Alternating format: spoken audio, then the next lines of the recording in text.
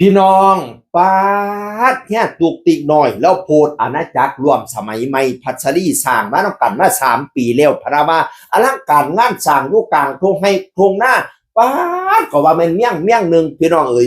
โกดังบักใหญ่โล่งซ่อมบักใหญ่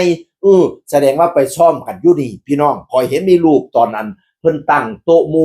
ตั้งอันเจียงบวงสรวงเพิ่นน่ะแหมแสดงว่าไปสู่บวงสรวงกันอยู่นี่ไปซ่อมกันอยู่นี่โอ้ยสิมีเวลาซ้อมซะบ่บุเพราะว่าคอนเสิร์ตร่วมสมัยใหม่พัสดีนี่รับงานตลอดดิพี่น้องงานเพิ่นหลายความปีบ่ว่าแม่นความปีเขาเป็นความชาติพุ่นล่ะพี่น้องงานหลายจนความปีความชาติงานต่างประเทศนี่เรียกเอาว่าสิไปหรือบ่ไปเท่านั้นล่ะพี่น้องเอ๋ยแต่ในประเทศไทยนี่ก็สนุกรับงานกันแต่โกบไปแสดงทางใดว่าสังคนเบิ่งจนว่าหัวดำคุมจิ้มจนว่าสังกะสีแตกสังกะสีหยะผู้จัดได้กำไรจ้างไม่พัสลีไปแล้วก็ไปออมสังกะสีเก็บเงินมาแล้วล่ะผู้จัดนี่เก็บเงินได้เป็นกอบเป็นกำล้านแตกดังโปะล้านแตกดังกระโปะขยายสังกะสีขยายแล้วขยายอีกขยายอีกขยายแล้วพี่น้องเอ๋ยยิ้มจนปากสีกงอดกับงอนผู้แล้วกันผู้ใดจ้างไม่พัสลีไปนั่นได้กำไรเป็นกอบเป็นกำก็ยังว่าค่าตัวส่วนนี้ไว้ขอบ่ว่า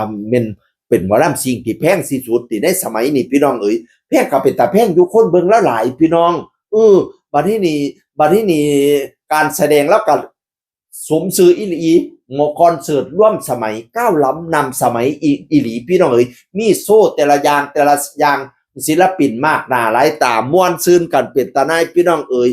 สโลกโปก5นี่ก็สุดยอดเด้อคำเว้าคาลมก้มไข่ก็สุดยอดพี่น้องเอ๋ยล่ำนี่ก็ม่วนจนว่าเขาอยาก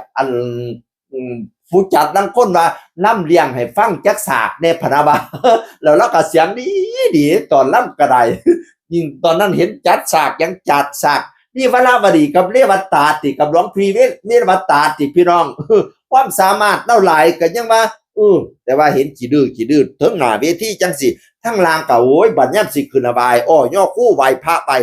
พระใบศีลขอนี่นะพาลูกน้องพาลูกพาเต้าเฮ็ดตามฮีดกีดตามคล้องดีอยู่เนี่ยฮีดบ่ให้หมองคล้องบ่ให้เสาสิมาบ่ให้เก่าฮีดแต่โกคล้องแต่เข้าซุ้มผู้เฒ่าเฮานั้นให้รักษาก่อนสิขึ้นเวทีตัวต้องไหว้พระสงฆ์องค์พระเจ้าตัวไหว้พระสวดมนต์ไหว้สิ่งศักดิ์สิทธิ์คุณพระพุทธให้มาบางหลังคุณธรรมังให้มาบางหน้าสังฆาเจ้าปกกะมอมเนี่ยเด้อสันตัวเนาะเทพบุตรชั้น5เทวดาชั้น4ธรณีนาคน้ำนางน้อยเมฆลาให้เพิ่นมาปกมาบังมากังมาเลียมเนี่ยแล้วเฮ็ดตามกีดตามคล้องดีอยู่คุณน่ะอุ้ยเคียงบวงสรวงมื้อนี้แหมมาหลายคักแต่เคียงไหว้มื้อนี้แหมผลหมากลากไม้โถบ่เป็นธรรมดาของคอยพี่น้องเอ้ยเห็นบ่นี่เราโพสต์เจ้าภาพก็อยากให้ล่ำเรื่องว่ามวลหลายที่เบิ่งในเพจมากระทึ่งคือกระเทินเทศล่ะพี่น้องความหมายก็คือถ้ารับสอดแจ้งหัวหน้าสิบ่ฮากติพะนะว่าเจ้าภาพอยากฟังหมอลำเราก็จัดให้เด้พี่น้องบ่เป็นธรรมดาของคอยกับคอนเสิร์ตรวมสมัยใหม่พัชรีเฮียตุกติกหน่อยมาเปิดให้เบิ่งอาณาจักรใหม่พัชรีโอ้ยข้าแม่นข้าเจ้าหุงเฮียงเลี้ยงเหลี่ยมเนาะให้เจริญเดินรวยแล้วให้รวยอีกปังแล้วให้ปังอีกดังแล้วให้ดังอีกดังสุดปันปุปันระเบิดตอนนี้กับไม้พัชรีเสียงคนเก่าเว้าสู่ฟังสวัสดีครับ